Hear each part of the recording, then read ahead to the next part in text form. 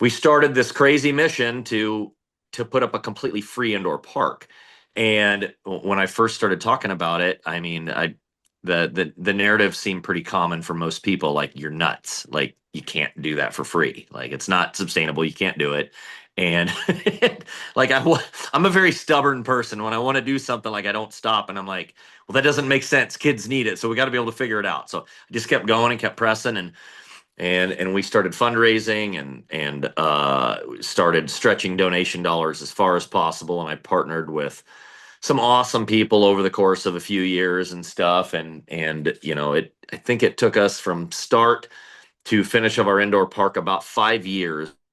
So we're now sitting in a close to $1 million structure, between the park, the spray foam insulation, heat, everything, and the entire building. And we built it for $200,000. We've got brand new bathrooms, a new well, septic, everything. I mean, we've kicked some major butt as a community, and it has been awesome. All the volunteers and everybody that have come together to make this dream a reality. And we are, it's nothing short of amazing, because we're changing lives on a daily basis, as we just more kids and more new families. BMX Breakthrough is bridging the gap from old school to new school, from tracks to manufacturers, from new riders to their local tracks, and it doesn't stop at racing, but the mission is to connect people with bikes. Join me, Jay Oaks, as I interview key people in the sport and in the industry that are involved in their local circles, in their communities, at their local tracks, and aiming to make a difference on a local level. You'll hear stories, marketing tips, failures, successes, and a way to make a difference in your local BMX community. Let's dive in as we kick off this next episode. Well, let's dive in and let's have some conversation about BMX and about who you are, Karl. Yep. I'm excited. So we've recently gotten introduced through a mutual friend and somebody that we know, but man, I'm excited to meet you and I'm excited to get to know your story, because I've heard some raving reviews about the things that you're doing. Thank you. Will you start out by introducing yourself and telling us a little bit about what it is that you do? I'll try and cliff note it a little bit for you. My name's Crazy Karl Hinkley. And that name derived from in my amateur professional career back in the day. I was one of the first guys, competing professionally without brakes. And before the industry was going brakeless, the guy I met shortly after that was the Gons. But I would go to contests and get picked on sometimes by the other pros that didn't know me or something, where my brakes were. And I was always trying to hit really big and gnarly things, kind of like a Dave Clymer or Jimmy Levan would. And I'd try and find the biggest stuff I could in a park and just huck myself everywhere. So I was brakeless, bombing around, flying, doing whatever I could. And that earned me the nickname Crazy Karl, and it just kind of stuck throughout the years. And I guess later on now, being a company owner and trying to raise money to make the world's first completely free indoor park, that's also these crazy ideas. I think I've just kind of stuck with maybe it's changed a little bit. It still matches the name, I guess. I should probably give you a little more context to how we got to the free indoor park. Well, that's great. NoWear. Go ahead. Yeah, absolutely. I want to know because that's one of the things that I have seen about you. I know that you have a massive set of handlebars, and I think they're bigger than Perfect Tens. I mean, a little bit, yeah. But yeah. Tell us about this park. So kind of how we ended up to where we are now with this big free indoor park is I'd sustained a really bad leg injury where I ripped my patellar ligament in half and damaged my ACL, PCL, LCL, and MCL, the whole, there was no front of my leg. My hand sunk into my leg. Well, it was surgeries later on that one, and I basically bankrupted my wife and I. So So we didn't know what to do. We just had our first kid, and we moved to a small town, and my folks help us get a little shack of a home. And I'm like, I don't know what to do. Like we're flat broke. Uh, I had just lost a company that I had been building since I was like 17 years old, and we kind of just didn't know what to do. And there were some kids in a small town that we moved to that either dads weren't in the picture or never around, or suffered from alcoholism, so they weren't very present in their lives. And these kids had heard it, who I was on a bicycle and stuff, and they would come over and just bug me. And and it was neat because I'd gone through a pretty rough time in high school, um, to where I suffered kind of some mental illness and stuff from that, and I had I want to say a unique perspective that I feel it wasn't fun to go through, but I feel blessed now having gone through it, because now I can have empathy with kids that are having a tough time and stuff, and they'll listen to me because they know I'm not that I've struggled as well. So these kids, I was able to help them like stay straight and narrow, get through high school, just kind of focus on being positive member of society and knowing that they have value and stuff like that. And it was the first time in my life outside of having my wife and kids that I'd felt like I'm doing something that's not about me. Before that, it was I loved the bicycle so much. I chased the career, and it was so laser focused on just wanting to ride that bike that I hadn't really realized that there was so much more to give in BMX other than a stunt or a trick, you know, like the giving back aspect. I saw this like light shine, and that's all I wanted to do. So the housing market crashes and everything goes to crap, if you remember. So that actually worked out silver lining very good for us, because we were able to find a foreclosed acreage for next to nothing. And so we get this acreage, and and immediately go on the news, and I'm like, I'm ex professional athlete. I'll work with you kids for free. And I just started building ramps everywhere on my land.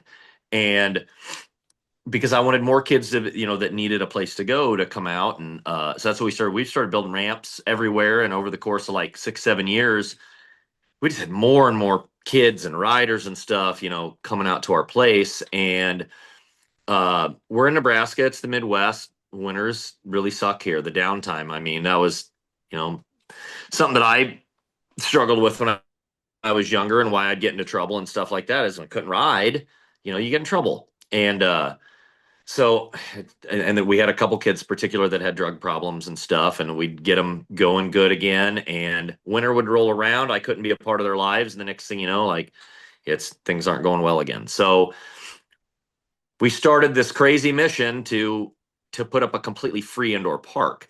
And when I first started talking about it, I mean, the narrative seemed pretty common for most people. Like, you're nuts. Like, you can't do that for free. Like, it's not sustainable. You can't do it. And like, I'm a very stubborn person. When I want to do something, like, I don't stop. And I'm like, well, that doesn't make sense. Kids need it. So we got to be able to figure it out. So I just kept going and kept pressing.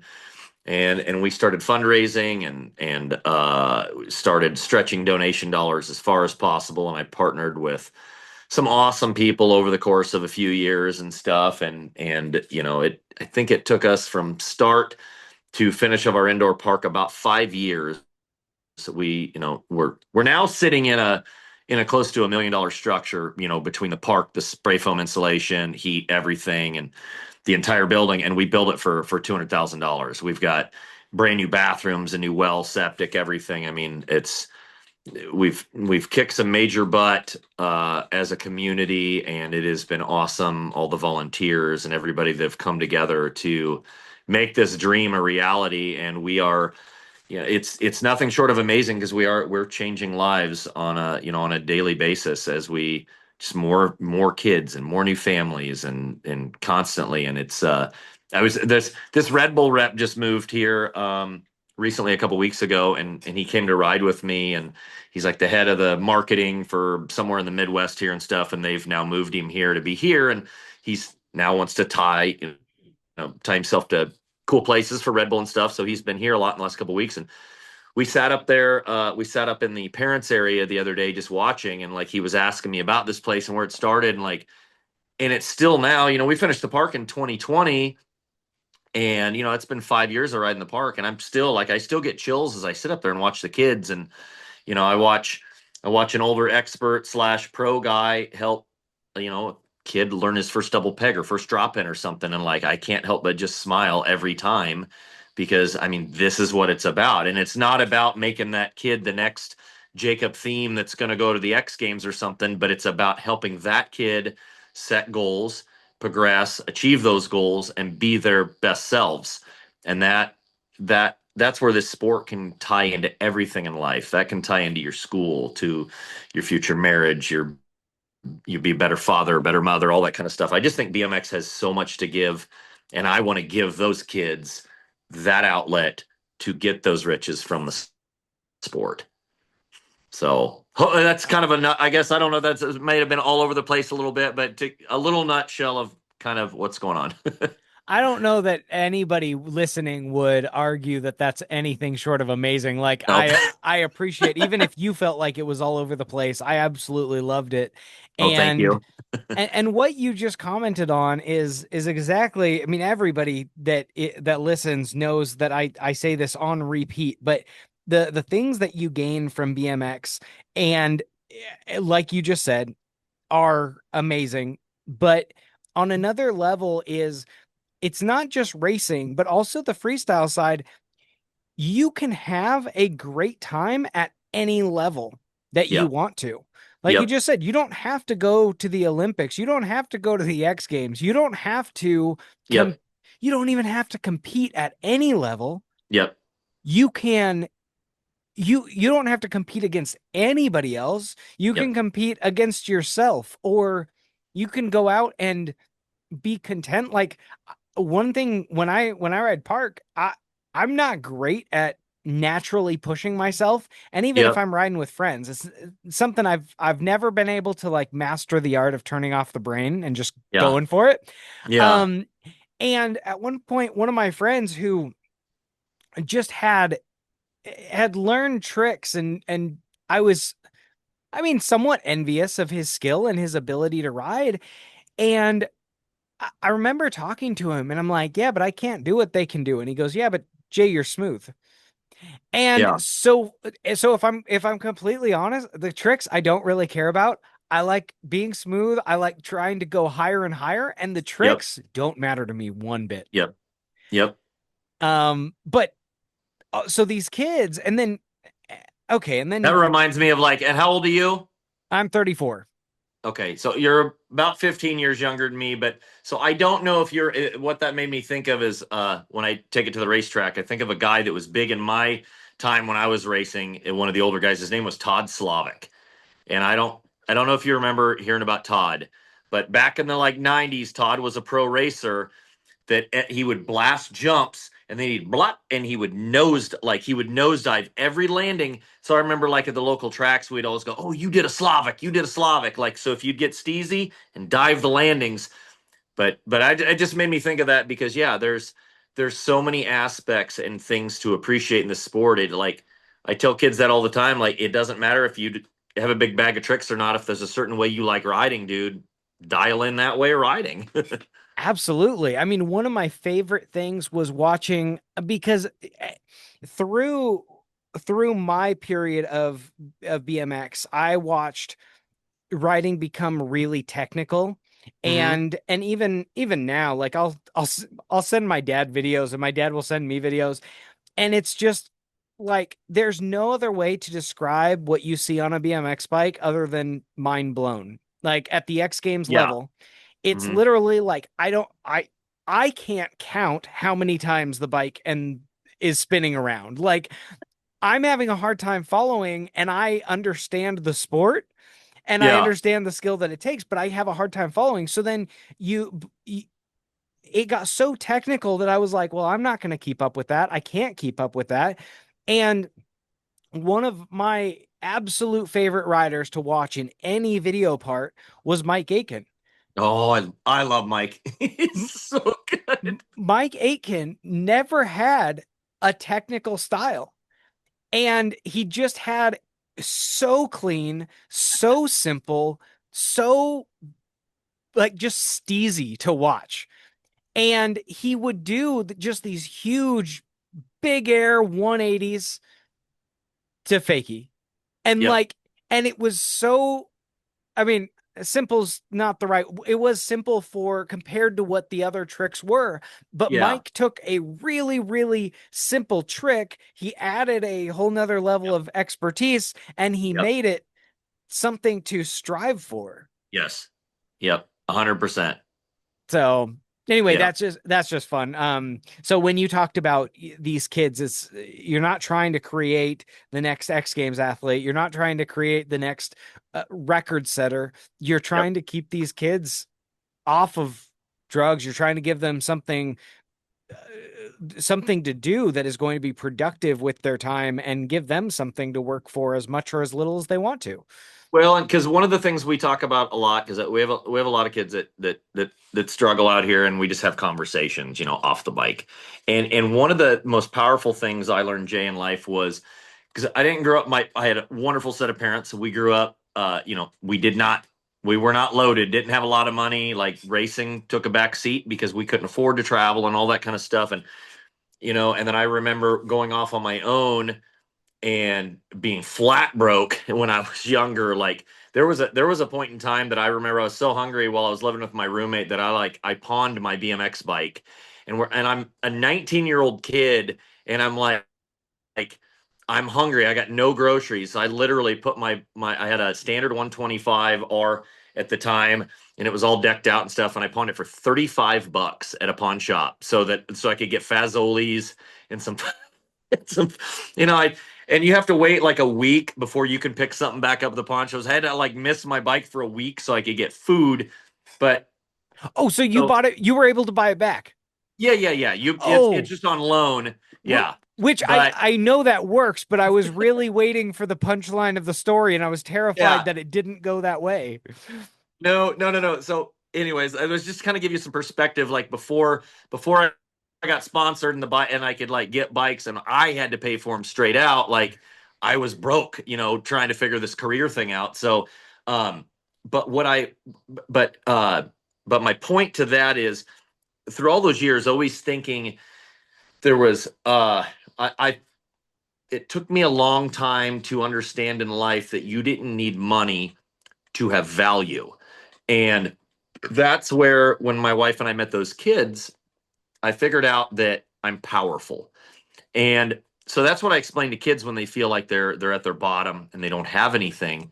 I'm like, power is one of the most enriching feelings in the world to have power. So I explained to all these kids, like, even when you feel like you have nothing, you can have nothing in the bank account, be financially broke, no car, anything, and you're powerful because you have the power to make a difference in someone's life. And once you realize that and you start each and every day going, and I don't care if you're just at the grocery store, you're somewhere else, and like you take the time out of your day to make someone else's day better or help them out, that is such a good feeling that money doesn't do for you. That those little moments and the things you take out of your life to make someone else's, help a kid work on his bike, like I get parents come out here all the time. They're like, well, we're not very well off, but can I volunteer out here? And I'm like, 100%. I would love that. And like, just knowing that you have value, everybody has value and you have potential, and you don't have to have money in your bank account to do that. And I think that is just one of the most enriching feelings, one of the best feelings, just knowing that you're powerful, that you can make a difference in people's lives, and you don't have to have money to do that. And I think once you start putting that into place, then you start feeling better about yourself. At this time, I want to give a special shout out and thank you to our 2025 sponsors who are helping us make the mission of BMX Breakthrough happen, which is to grow the sport at a local level. These sponsors, you can find more about them in the description, and then you can use their coupon codes. And you may be saying, I don't need a coupon code, but I would ask you, please use that coupon code as a way to help us all track what we're doing together. It helps them, it helps us, it helps everyone. So at our gold level, we have Box, Mongoose, and Pro Lids. At the silver level, we have Dan's Comp, LRC, and Pro Start. And at the bronze level, we have Command Aviation, Danger Snacks, Fly Racing, Gear Blocks, Justin Shepard Title Examiner, Lincoln Park BMX, Sign Dog Northwest, Sound Cedar Lumber, and Tasco. Once again, you can follow the links in our description to find out more about these phenomenal brands. You can find the coupon codes for some of them available there. And thank you so much to our 2025 sponsors. Now back to our episode. I think that's great. I think what you're trying to empower these kids to learn is so important, because there is I would assume culture's always been this way, is that money equals happiness, money equals joy, money equals status, money equals whatever it is. And there is, I mean, money will make certain things easier. If you would have had money, you wouldn't have had to pawn your bike. But you were able but you were able to learn something from that. It's an Yes. experience, it's a story, it's a situation. We all go through situations, and it is really easy for kids now. The the problem of comparison, they have access to the entire world Yeah. at their fingertips, and you can see everything that everybody else has or is renting to look like they have. Yeah. Yeah. And you The can highlight reels. absolutely, you see that, someone's in Vegas driving a Lamborghini, and it's like, well, okay, they Yep. don't have that. They Yep. saved up money, they spent everything they had to go and rent that. But it doesn't look to that. And if you're 14 years old, you don't have the skill. Well, not going to say the skills, but you typically don't have the discernment to go, no, well, that's not real. You Yeah. you just want that. And so, Yep. you want the new bike, you want the new the vacation, the car, the whatever it is. And I mean, money makes some things easier, but it makes some things more difficult and more Yes. stressful. Yep. Yeah, because I've known a lot of people that have we talk about sometimes like it's everything is really yin and yang. I've discovered the meaning of yin and yang, later on in my life, and understanding without those hard times, I'm not going to appreciate the good times. And like, you really need that. And so sometimes when I hear people talk about kids that get everything, that, right off the bat and everything, sometimes I feel like those kids are almost getting robbed from that feeling of appreciation later on. I think it is almost tougher sometimes if you're handed everything, because that genuine appreciation, when you grow up with not a lot, and you work hard and buy that first bike or something, you're going to love that bike so much through and through, because you know how much to appreciate it and how hard it was to get. Yeah, that's so like, I guess an example of that is we give away a lot of bikes here at the NoWear compound, and I'm always watching for that next kid that could use something. But when I give away a bike, I try not to give it away. I talk to the parents first to be respectful about it, and I say, okay, I'm going to ask your kid to volunteer out here, because I do think kids, or really, all of us as humans, we want to feel like we've earned something.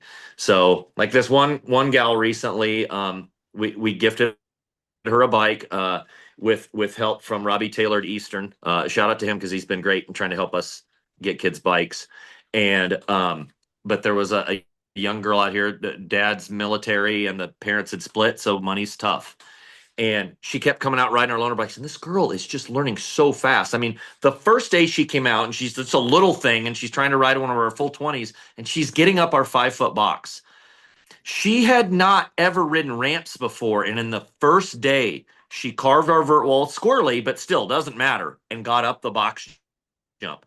And I'm like, holy crap.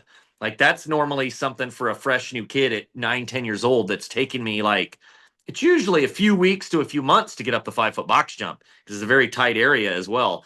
But anyway, so over the course of a few months, they wanted a bike, they couldn't afford it, they weren't asking for anything. So I asked Robbie if we could get a bike and give it to this girl. And I first checked with the parents, and so she comes now. The little girl comes, and that's her bike. She's very proud of it. But every time she comes in her session, she's like, "Okay, where do you need me to clean today?" And she'll go check the trash cans, clean the bathrooms, and she's earning it. And I think it's really going to mean a lot more to her, having this bicycle, knowing that, it's her bike, she earned it, but it's cool to be able to kind of help make that segue. And and bridge the gap to be able to help that family, get where they need to be for that little girl to have that enjoyment. And I think that that touches on so many levels because I mean, that makes me so happy to hear you talking about that because there's the adage of with cost comes care. Yep. I take care of my car because I paid for it. Yeah. I Yep. take care of, I take care of my bike because I paid for it and I know what it costs to replace it. Yep. Yep. And so when it comes to things and we all make dumb decisions as kids, as teenagers, as adults, like it Yep. doesn't Yep. matter, but you think of like kids that are ghost riding a bike and how many of those kids actually paid for that bike that now they're Yep. ghost riding? Yep. Or somebody comes up and asks this girl, "Hey, can I ride your bike?" Well, I know what it costs to fix it if you break something, Yeah. so Yeah. maybe not. And my dad always instilled into me, he's like, don't let anyone ride your bike. I mean, I I didn't really have to pay for my bikes growing up, but he just always said, especially the race bikes, they're a little bit more fragile Yep. and delicate, but he would just say, don't let anyone ride your bike because nobody's going to care for your bike the way that you do. Yeah. And it's 100% true. And I think that the value of that for that girl to look back and go, man, I remember when that guy, and as she gets older, she'll know, wow, Yep. Carl, he gave me that. He was just making me work because he needed me to have some investment in it. Yep. But I think that it'll stand out with so much value because of what you're asking her to do. And you're not asking the world of her.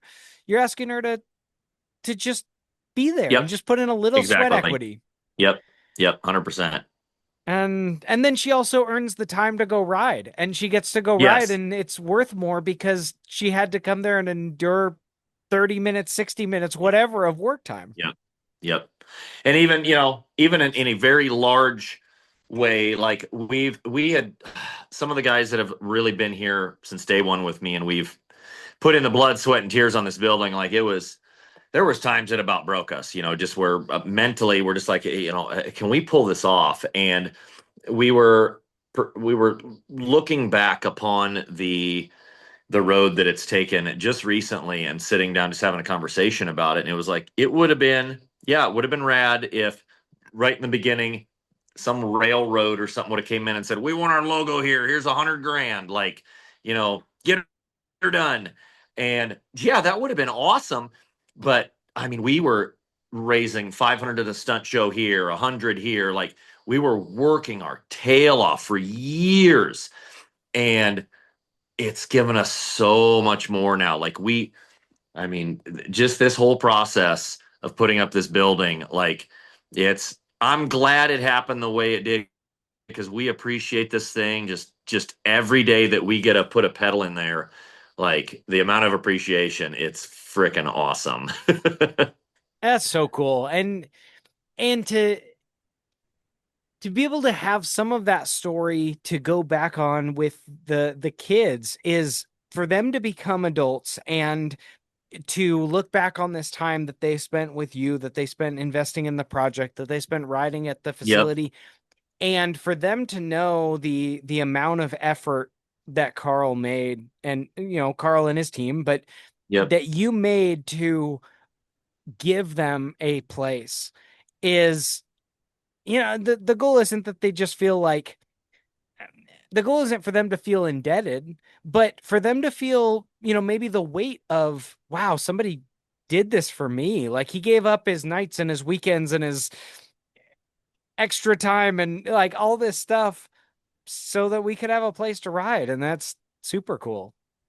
Yeah, it's pretty sweet. It really is. It is a neat place. It's magical. And I've said on a couple recent interviews and stuff, and like it wasn't till talking to a lot of people, the common thing that I've been saying lately is I always thought in the beginning that I was helping these kids, in their lives and better their lives. And then in retrospect, I'd figured out later I wanted to be such a good role model, and I'd screwed up plenty in my life and in the past and everything, that because of these kids and because of what I wanted to do for them and the role model I wanted to be, they were helping me become my best me.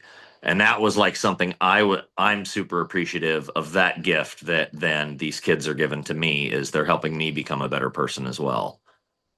Yeah, that's so cool. So, okay, so if we back up a little bit in you introduced yourself, you talked about riding. How did you get into BMX? Um, my dad raced motocross for about 30 years. My dad loved moto. So I was put on a YZ50 at 2.5 years old. So I could ride a dirt bike before bicycle. And then I got my first bicycle at 4. So then I was just I didn't have to learn how to ride a bike. I just hopped on and down the driveway because I'd been riding dirt bikes for over a year. Um, so I got I think it was a Ross Piranha, little 16-inch Ross Piranha when I was just over 4. And then I remember like next Christmas, my big gift was I got yellow mags for my 16. But I thought that was really cool. Somewhere I've got a picture of me when I'm like 7 jumping my Ross Piranha with my yellow mags doing a little cross up. But but I would but I'd make little dirt jumps in the pits of my when my dad was motoing. And and when Rad came out in 86, I saw Rad, and we were living in a small town at the time on like a river, and there were only 2 other kids there on the whole lake community, and uh all they did was fish, and I loved fishing. So I would fish with them, and then I had a little BMX track that my dad and I built in a forest behind our house. So, this is before internet or anything else. Like, so then when Rad comes out and I see that like they're like racing BMX bikes and stuff, I didn't realize that BMX had a similar thing that motocross did, that you can go and race and stuff. So we went to I think I went with my grandpa the first time in the big city that was an hour from us in Lincoln, Nebraska.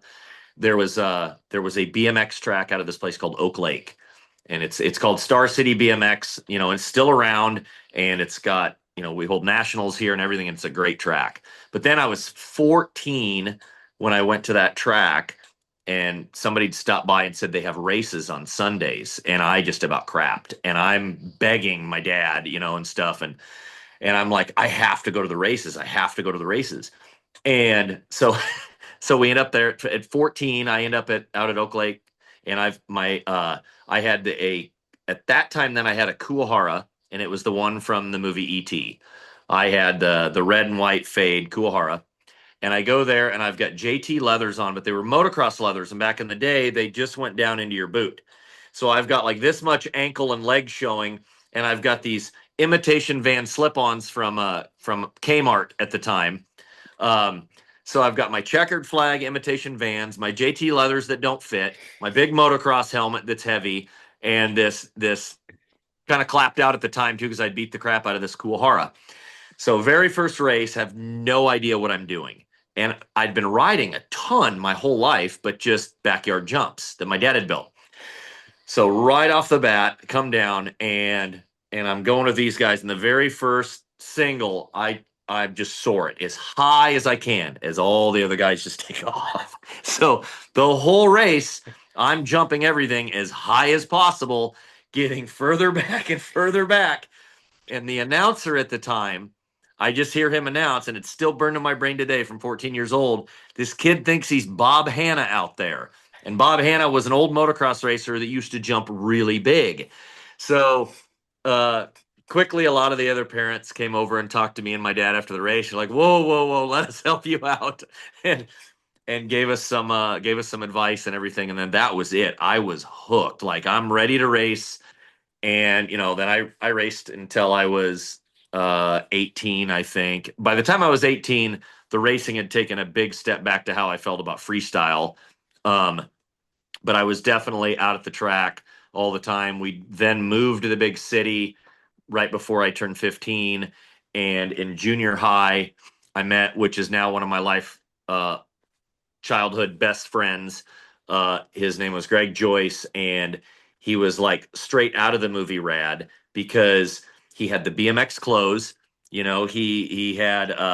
he was reading BMX Plus magazine in school, and I go back to his house, and he had a shed that was stickered out, had signs, and I'll never forget this moment. The shed door opens the first day that I meet Greg and his two other buddies that rode BMX. Shed door opens, and here's a bicycle on a bench with the crank apart, bearings on the, and my dad and I'd never taken a crank apart or anything, like we'd maybe have put new grips on or a tire or something. But I'm like, holy crap, these guys are 14, 15 years old and they have this bike disassembled and they know what they're doing. And there's parts laying everywhere, like forks on the wall and everything. And all I could think was, I want to be these guys. I have to be in this group because this is the coolest bunch of guys I have ever met.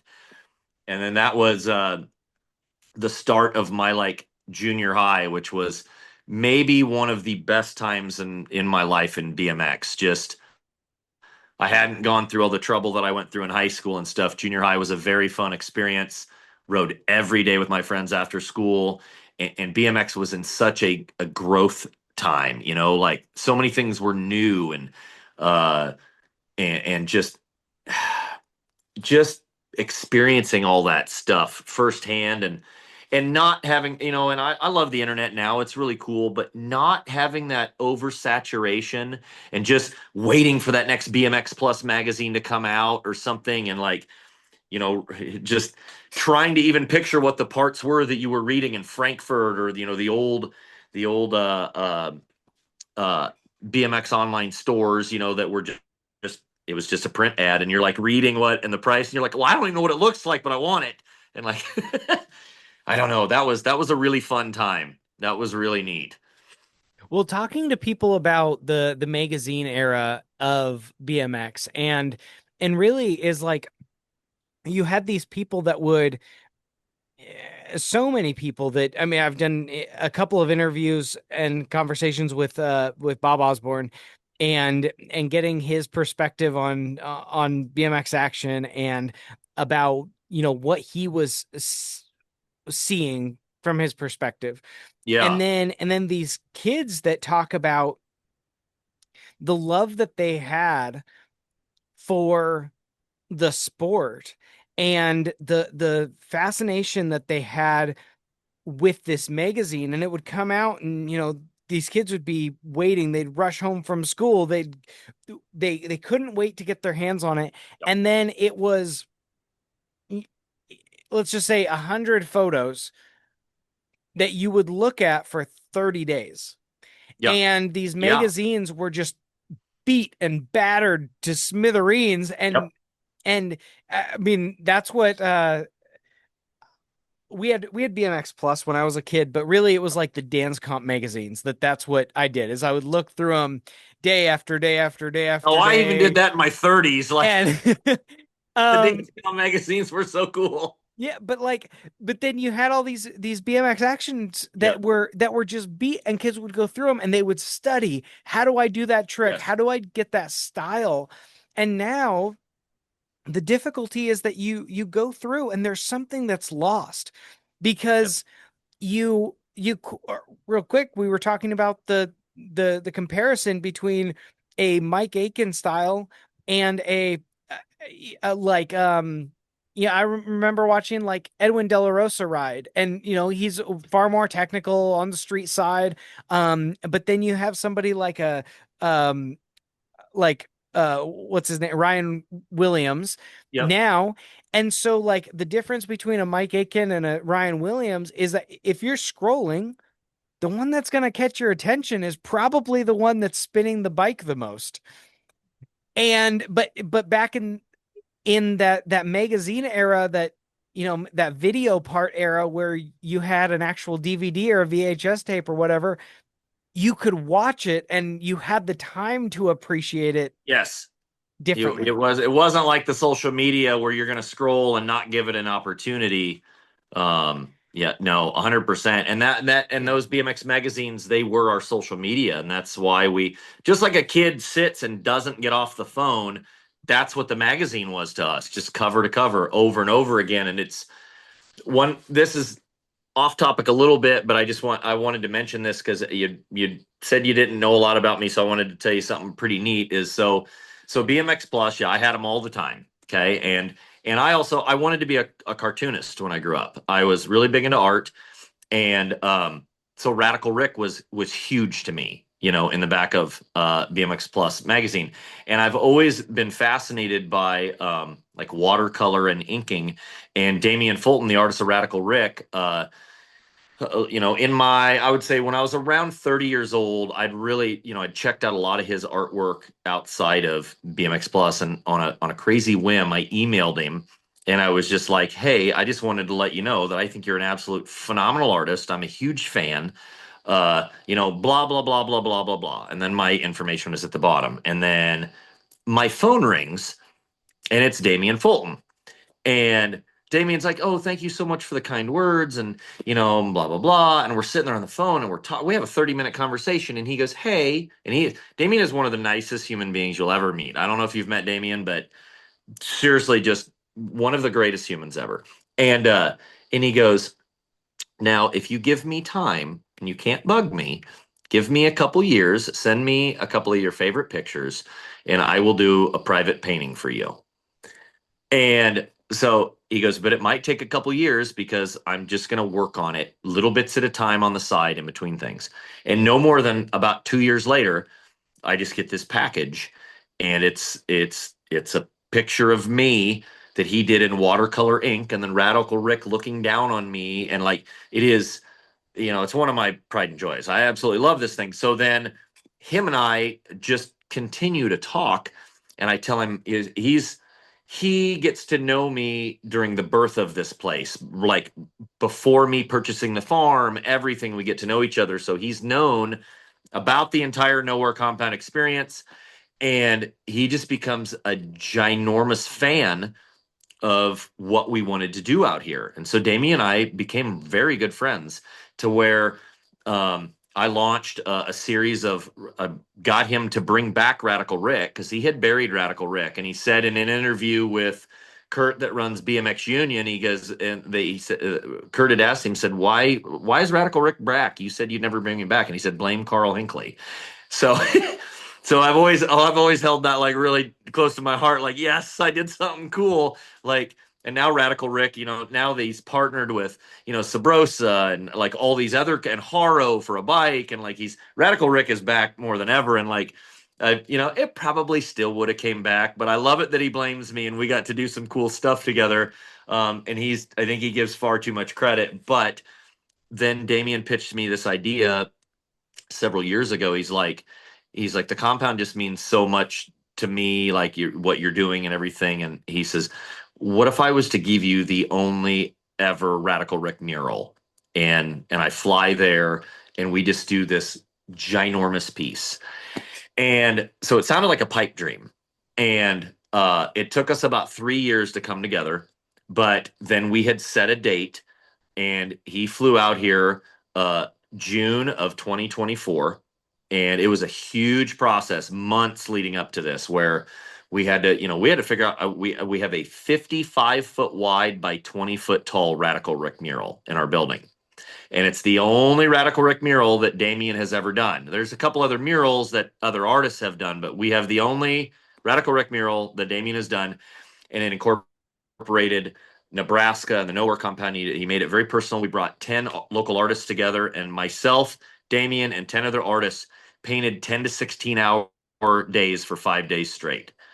And then we had an unveiling of it where a Nebraska senator came and helped us unveil it. And there is supposed to be a mini movie documentary that's coming out about the process of us doing this. And so, yeah, we just celebrated the 1 year here this June, and Damien got a hold of me and he's like, can't believe it's been a year already. Hey, maybe we need to do another project out there. And I'm like, don't tease me, dude. Like but yeah, I thought you'd find that really neat, that we got the big Radical Rick mural out here, and we were talking about BMX Plus, and just so there's a lot of things that have happened out here that are very unique, that I just think a lot of people like to come here and just experience, what they see on the internet or on a podcast or something like that, and just to be here and kind of check everything out firsthand, because it is a very unique place. Absolutely. I mean, yeah, I mean where you're located. So now I wanted to ask about the name because I mean, for all intents and purposes, you're in the middle of nowhere, which I would I really assume am. kind I'm in of the middle of cornfields. which I would assume plays into the name a little bit, but I also assume It that it doesn't. probably Is it got. what's Oh, that? really? No. I mean, I guess it does in the sense that, my background and where I'm from. But when I started nowhere, I was living in a small town before, before we'd had this place, and we had a company before this that we'd lost, and I told my wife I want to start another company and everything, and like we got to think of a name. And the company I had before this was a clothing company, so now this company was nowhere started as a clothing company, and with my former company, I had sponsored Tom Hagen, Tim Oliver, a Frank Stewart, like guys that were all from small towns that people really hadn't heard of. Like Tom was from a small town in Minnesota, and so was Tim, and Frank was in a very small town in Nebraska. And these guys that I'd sponsored were from small towns in the middle of nowhere. So that is where, but we're a clothing company, so that's where WEAR, that's where it came into play. Um, and then I never dreamed at first that we were going to become a full-fledged bike company, and all the things that we were going to do later on. But the name derived from myself and my team. We're all from small towns in the middle of nowhere. So That is awesome. Okay. Well, and that makes sense. I figured because of the spelling that it yeah, like even I did have the assumption that it was yep, because of kind of where you're at, but I figured there was probably a bit more to it. yeah, Um, and then I did want to ask because I've seen a few of your frames. I actually got to see one in person, and it has a very unique design compared yep. to a lot of the other frames. And I was curious, what is the reasoning behind it? Well, it started off. I was sponsoring a guy, Mike Dinello, um, and I had no plans in the beginning of nowhere making frames. Like what started all the parts thing was our handlebars. With all my leg surgeries, I really liked to doing candy bars when I was younger, and so which later on led to candy bar manuals and stuff like that. But I was noticing that my knee doesn't bend well or fast, and so I hired Rick at Standard to make 3 sets of bars that were more of a traditional old V bar, but a stronger, newer version. And so we make these 2-piece candy bars. We call them candy bars. So we make a handful of these bars, and the next thing you know, a few guys approached me like, "Hey, where are you going to make those bars?" So then the next thing you know, we've made 20 and then 40, and to date now, with my last order with Moeller, because S&M is now building our bars for us, we'll be up to just around 1,800 sets that we have produced in the last 13 years. Because we've been around 15 years. We started making them in year 2. Yeah, right. So like 13 years, like 1,800 sets now. But so we're in year 9 years ago. God, we've been making frames almost 10 years. Wow. Okay. So so Mike Dinello was riding for Ringling Brothers Circus, and um and he was riding a foreign made bicycle, and not that there's anything wrong with them, nothing like that. Everybody makes, levels of quality everywhere there is. But I'd asked him, because I was a big American made fan, and I'm like, so why this brand and not an American brand? And at the time he said American brands were not making something responsive enough for his style riding. And I was like, oh. And then a little light bulb goes off in my head, and I'm like, do you want your own signature frame? And he's like, that'd be cool. So like over the course of the next 6 months, we design an American made frame with a more responsive geo. And I thought, well, let's get unique with it, really unique. And I was looking at the mountain biking industry, and I'm like, no frames are tougher than mountain bikes, and they do the dual triangle. And I'm like, I'm gonna catch so much crap for this. And I did. Like, I caught crap in the industry for this because it's a Walmart bike, it's a girl's bike, blah blah blah. I don't care. I'm all about innovation. I'm all about pushing the industry forward. And we wanted to see, are these things, are they going to be junk and just break? Or did we find a cool recipe? And, lo and behold, we found a cool recipe. Like, our frames hold up among the best frames in the industry. And they have been for the last 10 years. Our frames get put through the ringer, just putting up with massive amounts of abuse. That dual triangle as but then not only that, the weight is opened up when you get 2-3 extra inches of clearance for tabletops, turn downs, tail whips, cans. Like it's funny watching somebody that doesn't really want to open their mind to one of our frames, just put them on one of our bikes. And what I always love is that the like oh, like that's what I hear so often is you'll get a rider go and they'll sample one of our bikes and they'll go to table and they don't realize that they were hitting their top tube before and they go, whoa, and it goes further. Or that with a turn down. And we have yet to find anybody step on one of our bikes and try it out and go, oh no, I don't like this. Like everybody's like, oh, well, they're always blown away. And it's been pretty neat. So once people get away from the conditioning of this is how things have looked so long, um, and open their mind a little bit to something different, they find out that these frames are pretty cool, and we've just been conditioned that things got to look a certain way. Like we didn't feel that way in the '80s.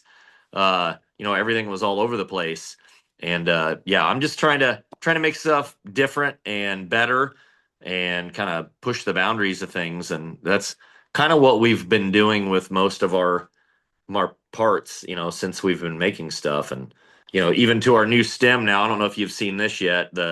No. This is our Jacob That, theme bare knuckle stem. It's a 6-bolt top okay. and a 3-bolt rear. And Wow. I don't know if you know who Jacob Theme is, but Yeah. Jacob's been riding for me since he was 11.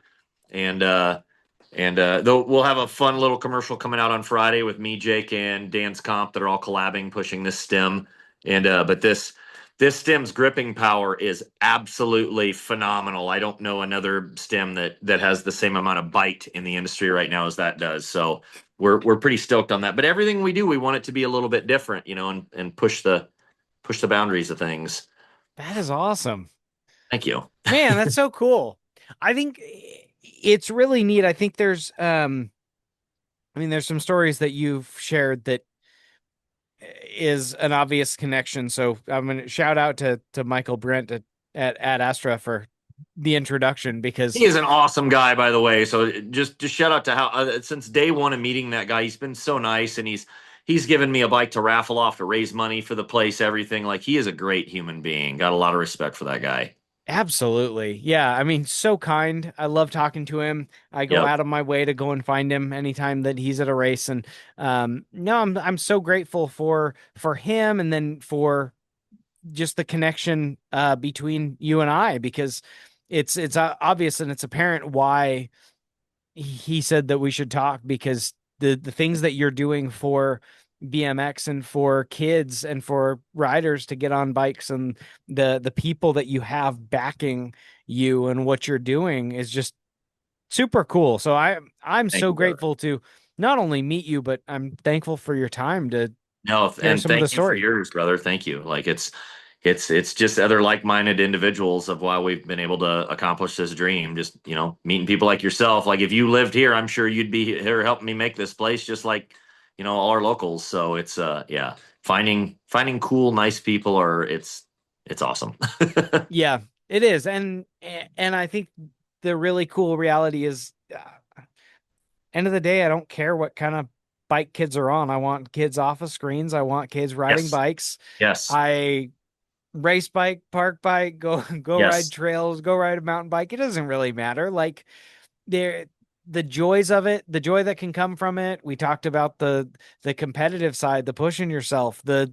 the learning how to handle failure and Yep. success. And Yep. so I think one, I never know what I want to talk about when we're doing stuff like this, but one topic I think I definitely want to mention for anybody listening is it's I think BMX stays small at times. And what I have found through my years and the relationships I've had and the struggles and everything, and like BMX is like far from perfect. It is amazing, but I think one of the things we all need to work on in the industry is um, focusing on allowing more people to be a part of it. So, I grew up in an era in the mid school era, and it was finding BMX was amazing. It was so awesome. But I'm seeing nowadays, because of whether it be the Olympics or anything else, that we're getting more people from all cultures, all backgrounds, everything joining the sport.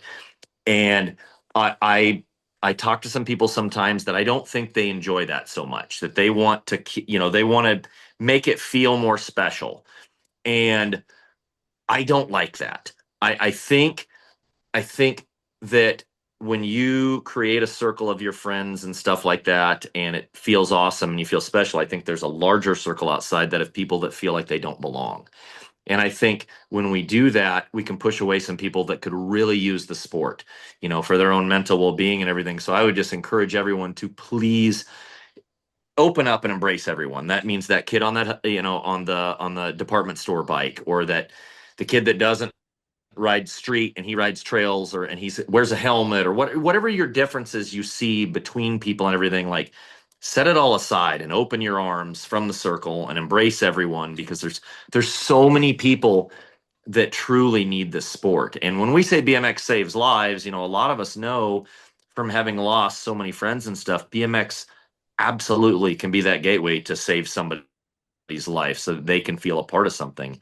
And I think that's vitally important to just us as a society, and growing, and positivity and community and everything. Is we have to be, I talk about sometimes, like, you ever heard somebody say, well, I don't support that brand, or blah blah blah. And it's always a small reason, let's say, because that same person will go to a gas station and promote ExxonMobil or or something, and they're still buying candy bars from these giant corporations that I guarantee you they wouldn't be stoked on all their trading practices. So that would probably just play into forgiveness. So I'd say, forgive a little more too. Like, I try to stay positive about everything, and try to give a unique perspective about companies, riders, everything, and try not to judge, be more graceful, stuff like that. And then in turn, you and I talked about it earlier, then that gives more positivity in the industry. And then that is the most infectious thing. That's the way we grow things, is by staying positive. So that's my quick little preach, is just forgiveness, and loving more people and embracing more people and everything, because that's what we see here in the building. Is I've got scooter guys, I've got skateboard guys, I've got girls that come here and practice on roller skates and everything. And what I love sometimes is I'll open my window here out of my shop, because I hear everybody freaking out. And the next thing I know, I see 10 bikers freaking out for this scooter guy that just learned his first scooter trick or something. And it's like, it makes me feel so good inside to know that that's where our community is here, is everybody helping each other, no matter what their sport or background is, because they know that was big for that person. And then, so they're stoked for them for that. And I think that's a beautiful thing. I really do. It is. And I think that I remember being a kid and being passionately against skateboarders, Hmm. and skateboarding in general. And it's funny, I don't really know why, but I mean, there's the natural rivalry, but I don't know why it was anything more than that. But it was like always just no skateboarding, no Yep. skateboarders. Like, and then as I've gotten older, one, I wish I would have learned the skill, because skateboarding is It's so incredibly hard. impressive. Yep. It's very hard. The balance required, the balance of skill that I think transfers into so many different areas of life. Yeah. Yeah, I should have learned. Um, I also got onto a skateboard at, I think I was 31 years old. I built up a skateboard and I was like, I'm gonna go ride. And I'd rid Yeah. longboards and snowboards. And anyway, I just leaned back too far. I crashed in a snake run. I hit my elbow. My elbow's never been the same since. And I immediately thought, like, why in the world at 30 years old would I learn a new sport? This is so dumb. But anyway, it gave me a little bit of remorse. Like, why didn't I do this sooner?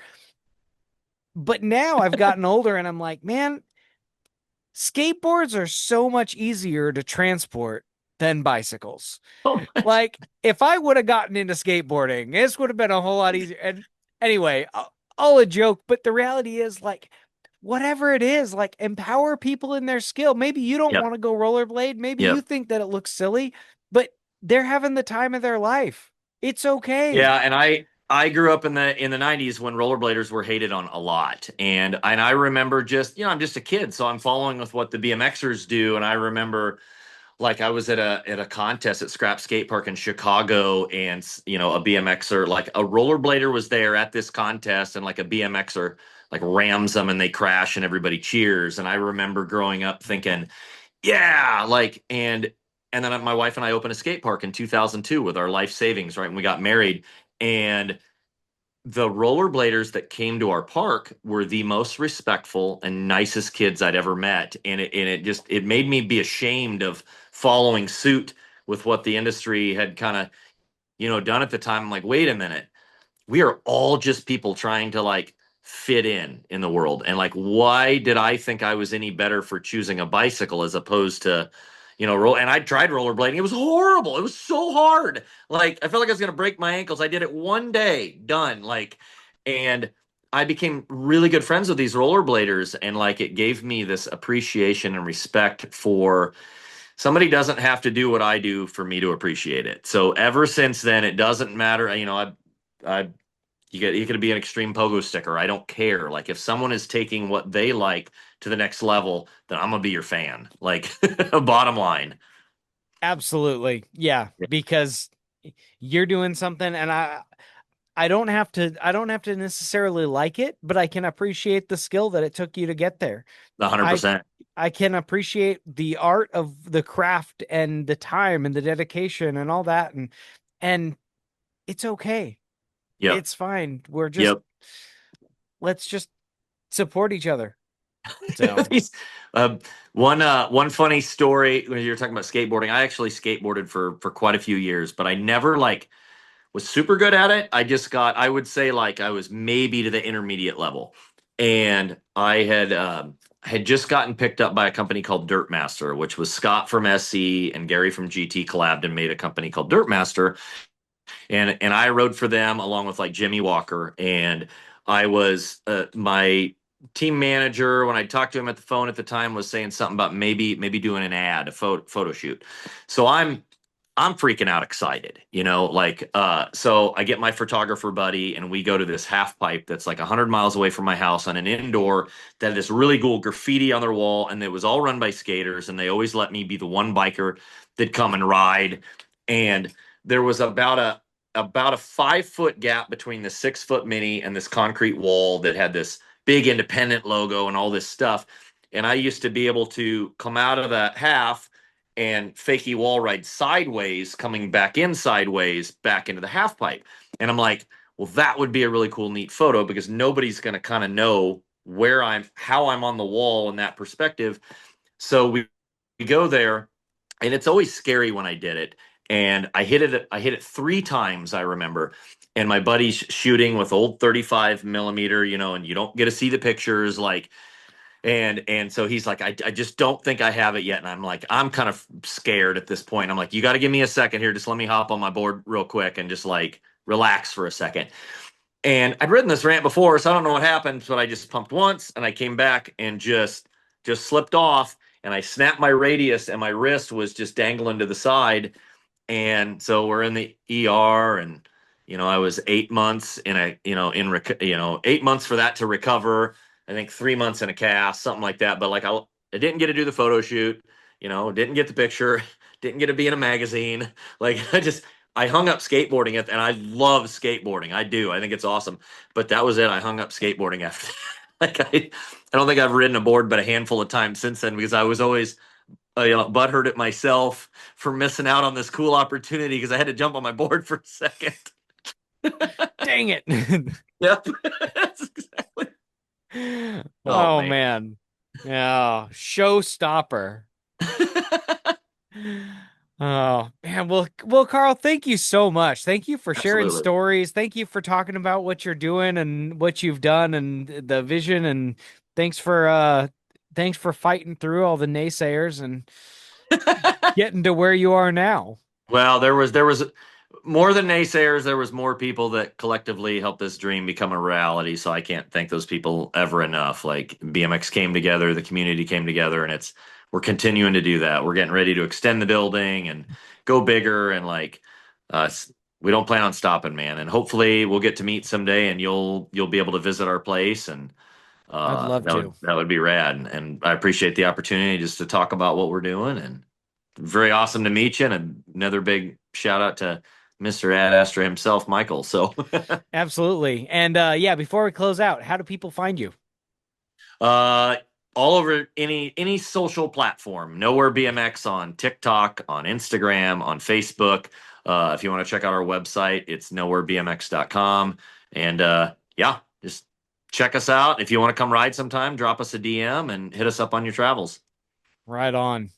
Man, Karl, thank you so much for your time, and look forward to the next time we get to interact and hopefully make my way up to you. Absolutely. Stay rad, brother. Thank you. Cool. Thank you. See ya. Thank you for joining us in today's episode. It is because of people like you and our sponsors who make this whole thing possible, because they have a desire to see the sport grow. If you would like to get involved in the mission of BMX Breakthrough, you can start by going to your local track, find a way to volunteer, help out, and serve there. Or you can go to our website, bmxbreakthrough.com, in order to donate, find out about sponsorship, or learn more.